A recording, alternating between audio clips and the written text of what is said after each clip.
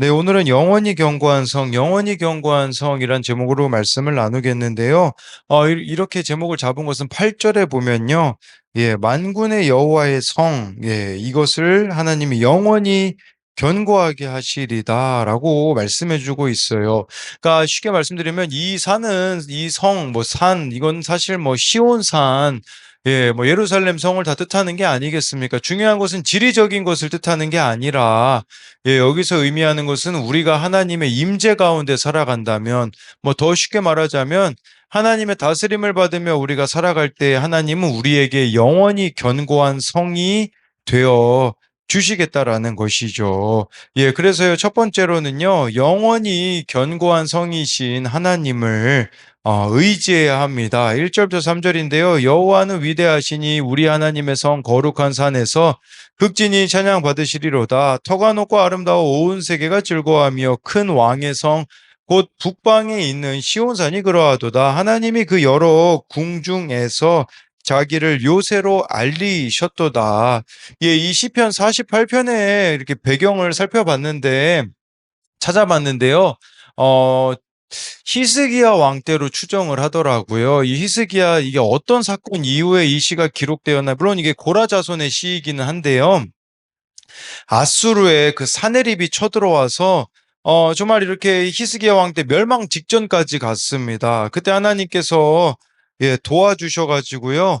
기적적으로 그 대적들을 물리친 사건을 경험하고서 그것을 기념하기 위해 만들어진 시가 이 시편 48편으로 봅니다. 아무것도 의지할 수 없던 남유다 왕 히스기야가 하나님을 의지하였을 때 구원의 경험을 하게 된 것이죠. 근데 이 구원의 경험을 같이 경험했기 때문에 1절에 보니까요. 우리 하나님이라고 나와 있어요. 여러분, 이 우리 하나님이 오늘 말씀에 보면 참 많이 나오거든요. 1절에 나오죠. 뭐 8절, 9절에도 나오죠. 14절에도 보면 우리 하나님이라고 나와 있습니다. 그 하나님을 아는 자들이 많아지기를 바라는 마음이라고도 할 수 있으며 하나님은 이처럼 공동체적으로 역사하신다라는 것을 보여주고 있습니다. 그러니까 이제는요, 우리 하나님이 또 되어야 되는 것을 예, 가리키는 거겠죠. 2절에 시온산이 터가 높고 아름답다고 묘사가 되는데 여러분 사실 뭐 시온산의 터가 뭐 높아봤자 얼마나 높겠습니까? 사실은요, 한 780m 정도밖에 안 됩니다. 예, 그리고 이게 뭐 가장 아름답긴 하겠습니까? 사실은 이게 뭐 가장 높은 것도 아니고요. 가장 아름다운 것도 아닌데 왜 이곳을 그렇게 터가 높고 아름답다라고 표현을 했을까요? 그 이유는 여호와 하나님이 계시는 곳이기 때문입니다. 그리고요, 여러분 여기 2절에 보면요. 북방에 있는 시온산이라고 표현하는데 이 북방이라는 단어가 차폰이라는 히브리어가 쓰였는데요. 이 차폰이라는 것은 좀 의미가 있어요. 뭐냐면 이 차폰산이라고도 불렸는데 이게요. 우가리 신화에 의하면 바알 신의 처소라고 합니다. 그런데 시편 기자는 지금 고백하고 있는 거예요. 뭐냐면 이 산은 바알 신의 산이 아니라 여호와의 산이다라고 고백하고 있는 거죠. 그렇다면 이것은 우리들에게는 어떤 의미가 있을까요? 여러분, 이 북방에 있는 시온산이라는 것은 우리들에게 가지고 오면요. 세상이 그러하죠. 여러분, 세상 가운데 우리가 그곳이 하나님이 다스리는 곳으로 여기며 살아가야 된다라는 거예요. 여러분, 우리가 살아가고 있는 세상을 보십시오. 지금 거의 막장이 아닙니까? 그리고 여러분, 얼마나 불합리한 일들이 있으면 얼마나 참 하나님, 우리 어제 말씀 딱 끝났잖아요. 사사시대와 같이 자기 소견에 옳은 대로 살아가기 때문에 하나님의 다스림이 없는 것 같잖아요. 근데 그곳이 하나님이 다스리는 곳이라는 것으로 우리가 여기면서 살아가야 된다라는 게 바로 여기 나와 있는 북방에 있는 시온산이라는 것을 말해주는 거죠. 여러분, 우리의 현실이 그렇지 않습니까? 현실을 보면요, 가정을 보시고요, 예, 직장을 보시고 삶의 자리를 보십시오. 정말 의미 없게 여겨질 때가 있죠. 그래서 왜 우리를 이곳으로 보내셔서 이렇게 힘들게 하십니까? 라는 불만이 나올 수가 있지만 여러분, 그곳이 하나님이 우리를 보내신 곳이라는 것을 잊어서는 안 되는 거죠. 그곳에 하나님이 우리를 보내셨기 때문에 우리가 해야 되는 게 뭡니까? 그곳에서 하나님의 다스림을 받아야 돼요. 그렇게 하나님의 다스림을 받으면 어떤 일이 벌어지냐? 3절에요. 하나님이 그 여러 궁중에서 자기를 요새로 알리셨도다라고 나와 있어요. 우리가 정말 그 세상의 한복판에서 하나님의 다스림을 받으면 하나님은요, 요새로 알려지신대요. 이것은 하나님이 참된 피난처가 되어 주신다라는 거죠. 우리에게요, 참 감당할 수 없는 상황, 감당할 수 없는 문제가 주어질 때가 있는데, 그때 하나님은요, 요새와 같이 우리에게 견고한 성이 되어 주시겠다라는 거죠. 그렇게 견고한 하나님이 우리의 성이 되실 때, 우리가 하나님을 의지할 때 일어나는 일이 4절부터 7절 나와 있어요. 왕들이 모여서 함께 지나갔으며 그들이 보고 놀라고 두려워 빨리 지나갔도다. 거기서 떨림이 그들을 사로잡으니 고통이 해산하는 여인의 고통 같도다. 주께서 동풍으로 다시스의 배를 깨뜨리시도다 라고 나와 있어요. 세상에 그 휘황찬란한 왕들이요 다 지나갈 수밖에 없다라는 것은 세상 권세가요 미치지 못한다라는 것을 우리들에게 말씀해 주고 있어요. 그러니까 하나님이 왕 되실 때에 이런 거짓 왕들은 쫓겨 나가게 될 거라는 것을 보여주는 것이겠죠. 우리들에게는 그런 의미도 되지 않을까요? 우리가 잘못 섬기던 다 왕들이 있잖아요. 하나님이 왕이 되시지 않고, 우리는 다른 것들을 왕으로 삼았더라면, 이젠 하나님을 좋아 여러분들이 요새로 삼을 때 그런 것들이 힘을 잃게 되어진다라는 거죠. 6절에 하나님이 개입하시니까요. 이 이방 왕들이요, 이 이스라엘을 괴롭혔던 왕들이 떨림이 그들을 사로잡으니 고통이 해산하는 여인의 고통 같다라고 이렇게 표현해 주고 있어요. 이게 뭘 말하는 거냐? 하나님이 개입하시기 때문에 이방 왕들에게 최악의 공포가 임했다라는 거죠. 사실 제일 큰 고통 중에 하나가 해산하는 여인의 고통이 아니겠습니까? 정말 하나님은 그렇게 이방 왕들에게 우리를 위해서 대신 싸워 주신다라는 거죠. 7절에요. 하나님은요. 동풍으로 다시스의 배를 깨뜨리신다라고 나와 있는데 이 다시스의 배가요. 그 당시에 이제 지중해 무역선들을 가리키는데 크고 가장 강력한 배를 뜻합니다. 그래서 다시스의 배는 당시 지중해 무역을 주도하던 선단으로 세상 권세의 번영과 영광을 상징하는 거예요. 근데 하나님은요, 그 강력한 배들도 동풍을 불게 하셔서 깨뜨리시는 능력의 하나님이라는 거죠. 그냥 이 실절을 통해 우리들에게 지금 말씀하고 있는 게 뭐냐? 인간이 이룬 그 영광, 찬란함은요, 신기루에 불과하다라는 것이에요. 하나님이 동풍으로 한순간에 허물어 버리실 수 있기 때문이라는 거죠. 여러분, 우리가요, 그럼 이 말씀을 좀 반대로 한번 생각해 볼 필요가 있어요. 예를 들어 여러분들에게 6절과 같은 해산하는 여인의 그 고통과 같은 최악의 공포가 임했을 때 우리가 해야 되는 건 뭡니까? 하나님께로 돌아가는 거예요. 뿐만 아니라 7절 아시스의 배 정말 좋아요 여러분들을 이렇게 대표하는 내가 의지했던 것들이 한순간에 허물어졌을 때 그때 우리가 해야 되는 게 뭡니까? 요새 되시는 하나님께로 돌아가라는 사인이라는 것을 알아야 합니다. 그래서 이것에 대한 두 가지 적용도요. 현재 나는 하나님의 능력과 보호하심을 믿으며 그 안에서 평안을 누리고 있습니까? 정말 좋아요, 여러분들이 하나님 안에서 이렇게 보호하심과 능력 또 평안을 누리고 있는지를 묻는 거죠. 아까 제가 그 2절에서 북방에 있는 시온산으로 좀 설명드린 세상 한복판에서도 이렇게 하나님을 우리가 의지하며 살아가고 있느냐라는 거겠고요. 또 한 가지는요, 나에게 있는 해산하는 여인과 같은 고통, 이 최악의 공포와 한순간에 허물어져 버린 다시스의 배는 무엇입니까? 여러분, 이것이 임할 때가 우리가 하나님께로 돌이킬 때라는 것으로 제가 여러분들에게 설명을 드린 내용으로 만든 질문입니다. 두 번째로는요, 영원히 견고한 성이신 하나님을 후대에 전해야 합니다. 8절에요. 우리가 들은 대로 만군의 여호와의 성 우리 하나님의 성에서 보았나니 하나님이 이를 영원히 견고하게 하시리로다라고 나와 있어요.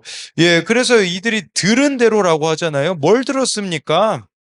이스라엘 공동체가 조상들을 통해서 하나님이 그 베푸신 구원의 사건들을 들은 거죠. 그러니까 과거에 하나님이 행하셨던 일들을 이제는요, 이들이 직접 경험하게 된 거예요. 아까 제가 설명드렸잖아요. 히스기야 왕 때. 예, 그러니까 이게 말로만 들었던 것이 이들에게 지금 실제가 되었다라는 거죠. 그러니까 이들이 어떤 고백을 합니까? 하나님이 영원히 견고하게 하신다라는 것은 미래를 말하는 거예요. 그러니까 이게 이런 거죠. 과거에 들었던 것을 현재 경험하게 되고 그 현재 경험이 미래까지도 예, 책임지실 거라는 확신이 이들에게 생겼다라는 거죠. 근데 여러분, 우리는 이걸 뭘 통해 알 수 있습니까? 말씀을 통해서 알 수 있죠. 과거에 하나님께서 어떤 일을 행하셨는지를 우리가 현재로 가지고 와서 우리가 현재의 말씀대로 살아갈 때에 하나님은 그렇게 네, 우리들의 미래 또한 신실하게 인도해 가신다라는 것입니다. 9절 11절을 보면요. 하나님이여 우리가 주의 전 가운데서 주의 인자하심을 생각하였나이다. 하나님이여 주의 이름과 같이 찬송도 땅끝까지 미쳤으며 주의 오른손에는 정의가 충만하였나이다. 주의 심판으로 말미암아 시온산은 기뻐하고 유다의 딸들은 즐거워할지어다. 저는 여기서 그 예배의 중요성을 좀 보게 돼요. 왜냐하면 9절에 이렇게 나오거든요. 하나님이 우리가 주의 전 가운데서라는 것은 이들이 예배할 때에 주의 인자하심을 생각하게 되었다라는 거죠. 여러분, 우리가 예배하지 않으면요, 단편밖에 못 봐요.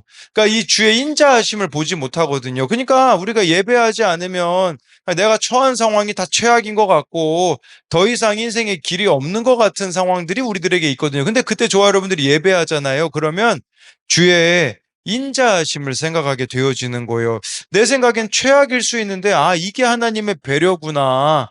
아, 이게 하나님의 사랑이구나라는 것을 우리가 깨닫게 될 때가, 아, 이게 있어야 될 일이었구나라는 것을 보게 되어지는 것이겠죠. 그러니까 하나님을 우리가 예배할 때, 예, 이렇게 내 관점으로밖에 바라볼 수 없는 인생을 이제는 하나님께서 나에게 베풀고 계시는 그 은혜를 생각하게 되어지는 것이겠죠. 그렇기 때문에 10절에요. 주의 오른손에는 정의가 충만한 걸 알게 되는 거죠. 예, 그래서 우리가 아주 쉽게 말씀드리면 이런 거 아니겠습니까? 아, 하나님이 100% 오르시구나. 이제 이렇게 인정하게 되어지면 지금 처한 현재의 상황은 결국 내 삶의 결론임을 알게 되어지는 거겠죠. 예, 그랬을 때 정말 이것들이 우리가 또 은혜 가운데 해석이 되어지면 결국은 11절에 기뻐하고 즐거워할 수 있다라는 것을 우리들에게 말씀해 주고 있는 거죠. 예, 마지막으로 이제 12절부터 14절을 보면요. 너희는 시온을 돌면서 그곳을 둘러보고 그 망대들을 세워보라. 그의 성벽을 자세히 보고 그의 궁정을 살펴서 후대에 전하라. 이 하나님은 영원히 우리 하나님이시니 그가 우리를 죽을 때까지 인도하시리로다. 12절에요. 직접 보라는 거예요. 이 시온 돌면서 봐라. 망대들 세워봐라. 성벽을 자세히 보라. 궁전을 살펴봐라. 이것은 예, 하나님이 어떻게 일하셨는지를 보라는 거죠. 우리가 이렇게 자세히 봐야 되는 게 뭐겠습니까? 지금 우리들에겐 이것이 뭐겠습니까? 말씀을 그렇게 살펴봐야죠. 말씀을 그렇게 자세히 볼 때에 잘 보고 나서 그 하나님이 오늘 나와 어떻게 함께 하시는지를 저와 여러분들이 경험함으로써 이제 해야 되는 일이 있어요. 그게 뭐냐? 후대에 전하라라고 나와 있는 거죠. 쉽게 말하면요. 내가 경험한 그 하나님을 다음 세대들에게 전해 주라는 것이죠. 그러면 언젠가는 그들도 그 살아계신 하나님을 경험하게 될 날이 온다라는 거죠. 우리 교회가 오늘 14일부터 이제 16일까지 큐티 목회하는 교회와 함께 그 중고청 수련회가 있잖아요. 우리가 해야 되는 게 뭐겠습니까? 후대에 전하는 거예요. 내가 경험한 이 하나님이 다음 세대들에게 전해지게 하기 위하여서 예, 여러 가지들을 우리가 준비했잖아요. 그또 우리가 기도해야 되는 건 이거죠. 이 후대에 정말 이 중고청에게 살아계신 하나님이 전달되어지는 시간들이 되어지게 하여 달라는 그 기도가 우리들 가운데 있어야 되는 거죠. 왜 그러냐? 14절에 이 하나님은 영원히 우리 하나님이시기 때문에 그가 우리를 죽을 때까지 인도하시리로다. 여러분, 이 죽을 때까지는요, 사실 본래 죽음 이후까지를 의미합니다. 쉽게 말하면 하나님은 이 땅에서뿐만 아니라 죽음 너머까지도 우리를 인도하시는 분이라는 거죠. 여러분, 그렇다면 우리가 해야 되는 게 뭡니까? 이 땅에서 날마다 하나님과 친밀하게 지내셔야 됩니다. 여러분, 제일 이상한 사람이 누군 줄 아세요? 이 땅에서 하나님하고 친하지 않는데 죽어서 하나님하고 친할 수 있을 거라고 생각하는 사람들이 있어요. 이 땅에서 내가 하나님과 친하지 않은데 천국 갈 수 있을 거라고 착각하는 사람들이 있거든요. 여러분, 그게 아닙니다. 정말 좋아요, 여러분들이 이 땅에서 그렇게 하나님과 친밀하게 지낼 때에 그래야 여러분 우리가 죽음 이후에 천국에 가서도 주님과 영원히 친밀한 삶을 사는 것이 아니겠습니까? 또 저는 그런 의미로도 다가오더라고요. 여러분에게는 예배가 기쁨이 되고 있습니까? 요한계시록에 보면요. 우리가 천국 가서 뭐 하는 줄 아세요? 영원토록 하나님을 예배하거든요. 근데 이 땅에서의 예배가 나에게 기쁨이 되지 않는다면 과연 나는 천국 가는 하나님의 자녀로서 합당한 자녀인가도 우리가 한번 생각해 볼 수 있겠죠. 또한 24절은요. 우리 인생은 늘 광야와 같잖아요. 길을 모르잖아요. 근데 하나님은 아신다라는 거예요. 근데 그 하나님을 좋아 여러분들이 신뢰하며 나아갈 때 하나님은 네, 영원한 삶까지도 신실하게 우리들을 인도해 가시는 분이라는 겁니다. 그래서 이것에 대한 두 가지 적용은 오늘 주님을 의지하며 잘 지켜내야 할 내 자리는 어디입니까? 정말 좋아요, 여러분들이 잘 지켜내야 되는 그 자리가 삶의 자리가 어디인지를 묻는 거고요. 또 한 가지는 나는 하나님의 신실하심을 다음 세대에게 어떻게 전하고 있습니까?